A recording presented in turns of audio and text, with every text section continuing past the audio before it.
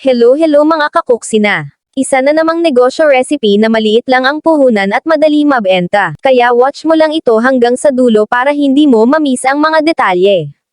Gagawa tayo ng kwek-kwek, pina-easy. Napakadali lang talaga ng recipe na ito.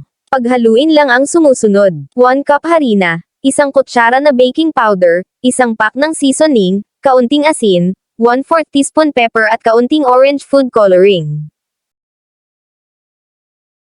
At haluin lang ito.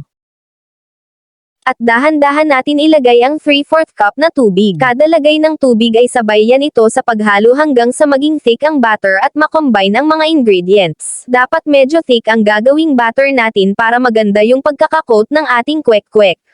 Dapat ganito ang consistency ng ating batter. Kasunod natin i-coat ang mga nalutong quail eggs. Pwede rin ito sa regular na itlog kung wala kayong mabilhan na quail eggs. I-coat ang mga itlog at habang ginagawa mo ito ay dapat nagpainit ka na ng mantika.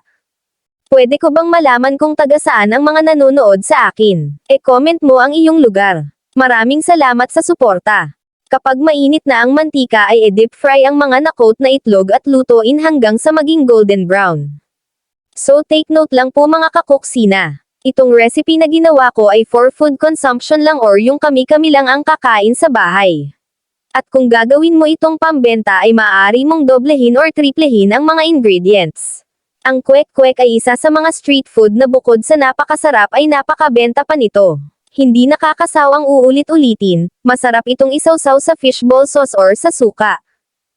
Gagawa tayo ng sukang sawsawan. Sa isang lalagyan o jar ay naglagay ako ng 1 pouch na suka. Kasunod ko nilagay ang hiniwa ko na bawang at sibuyas, ito ay hiniwa ko ng pino. Naglagay rin ako ng 1/4 teaspoon of salt at vetsin.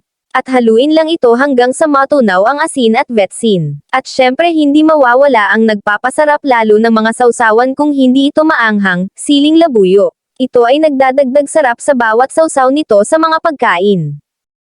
At ito na ang ating negosyo recipe. Kwek-kwek.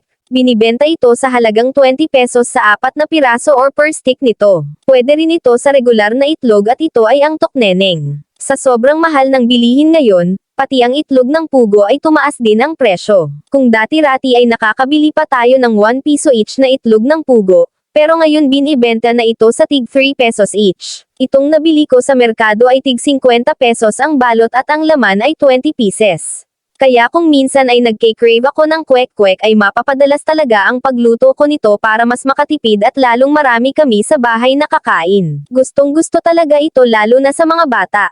At kadalasan din ito nilalagay sa barbecue stick, o di kaya ay sa plastic cups, at minsan din ay may kasama pa itong pipino.